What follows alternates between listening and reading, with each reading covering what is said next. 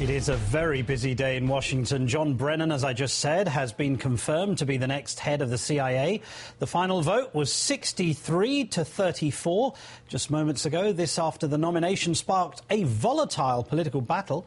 It began with Senator Rand Paul staging an old-style filibuster, talk till you drop, delaying the Brennan vote. Mr. Paul ranted and railed against the use of lethal drone strikes starting late Wednesday morning. I will speak until I can no longer speak. I will speak as long as it takes until the alarm is sounded from coast to coast that our Constitution is important, that your rights to trial by jury are precious, that no American should be killed by a drone on American soil without first being charged with a crime. After several hours on his own, Paul and his vocal cords got some support from fellow senators, including Democrat Ron Wyden of Oregon, but largely from his fellow Tea Party upstarts. Let me just begin by quoting a modern-day poet. His name is Wiz Khalifa. He has a song called Work Hard, Play Hard. Men, all this stuff you've heard about America not wanting to fight, wanting to stay out of the war is a lot of horse dung. That takes me back to another modern-day poet by the name of Jay-Z. Droning on for nearly 13 hours, Paul drew sustenance from candy bars and reports of a raging Twitter following as he took his argument on some strange diversions. No one will ever forget Jane Fonda swiveling around in North Vietnamese armored guns, and it was despicable. That's one thing if you want to try her for treason, but are you going to just drop a drone Hellfire missile on Jane Fonda? As Paul yielded just before 1 a.m., suggesting he needed a bathroom break, one could note the absence of senior defence-minded senators like John McCain and Lindsey Graham in the pitter-patter of applause. And today, we got an earful of why.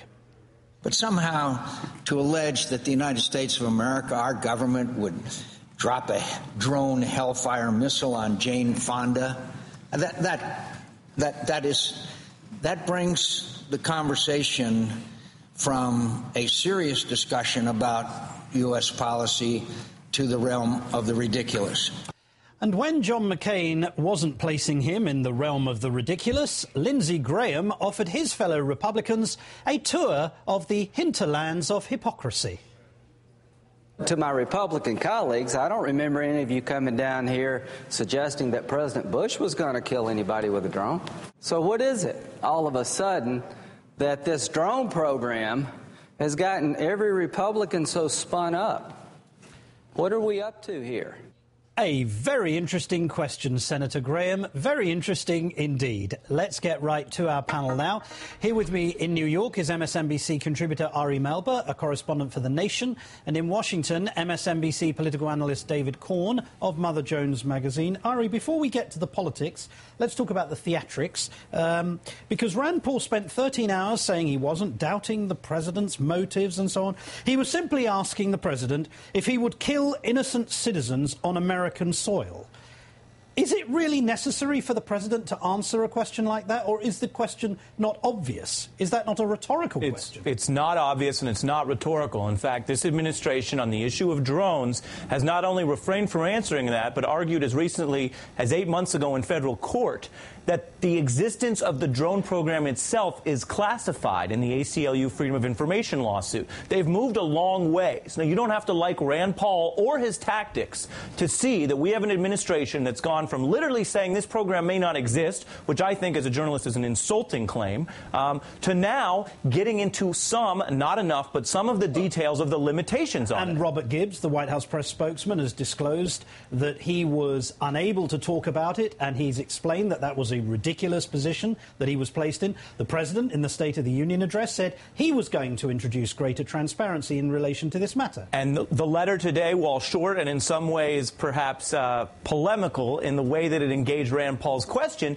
is actually, I think, a step. And it's not only Rand Paul. I brought Ron Wyden's letter, Ron Wyden being a liberal Democrat who's not known for filibustering Obama's agenda, but he has several outstanding questions. For 2 years, he was asking for those legal opinions, which have been selectively released. For over a year, He has been asking for simply a list of countries where the drone program does operate, has not received that from this administration. And he said, taken together, I'm reading now from Senator Wyden, these failures to respond start to form a pattern in which the executive branch is evading congressional oversight by simply not responding to congressional requests for information. That's a serious charge from a liberal Democrat with impeccable civil liberties credentials from the last administration through this one. So you can leave Rand Paul on the side of the road with Alice in Wonderland and still see there's really important oversight functions here. Okay, David, the administration has responded with a letter, as Ari said, from Attorney General Holder to Rand Paul. I'm quoting, "It has come to my attention that you have now asked an additional question. Does the president have the authority to use a weaponized drone to kill an American not engaged in combat on American soil?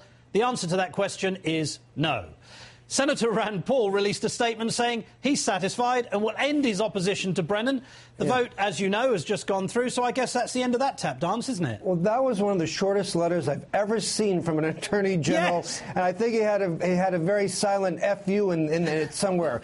But I have to slightly disagree with my good friend Ari Melber, because I think it's really important here to separate out what we need to care about regarding drones and what we don't need to care about. Rand Paul has taken a crazy black helicopter conspiratorial view to the issue of drone policy.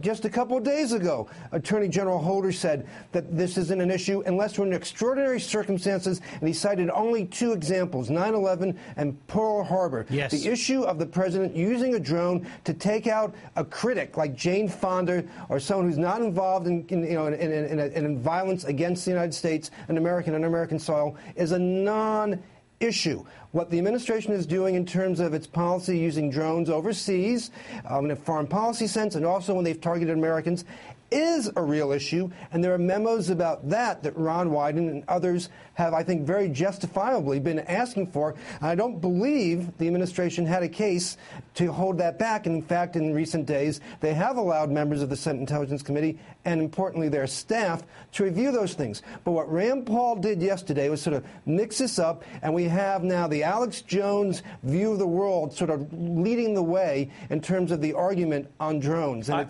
it was ludicrous to set up this notion of Jane Fonda, the actress, sitting in a cafe in Houston or in Virginia and being targeted by an Exocet missile. Here's the problem. These memoranda and this legal process always works with hypotheticals. The administration had a long time where they could have ruled out this potential power as used against Americans or non-combatants off the traditional battlefield. They didn't do it. They didn't rule it out. So you can say that Rand Paul sounds silly, but the administration carries, I think, in this oversight game, in this oversight interplay, some of the burden and the brunt as well. And I have, again, a list of specific questions regarding the president's authority to use lethal force against Americans. Several questions, some of them unanswered, not only overseas, and as a legal matter, this goes back to the 2001 authorization of force for people who care. The Democrats at the time actually pushed against having a language that would have authorized that force explicitly and expressly, which is significant under the Constitution, here in the United States. And yet, administrations and presidents tend to do this, regardless of their party, have tried to swell that power.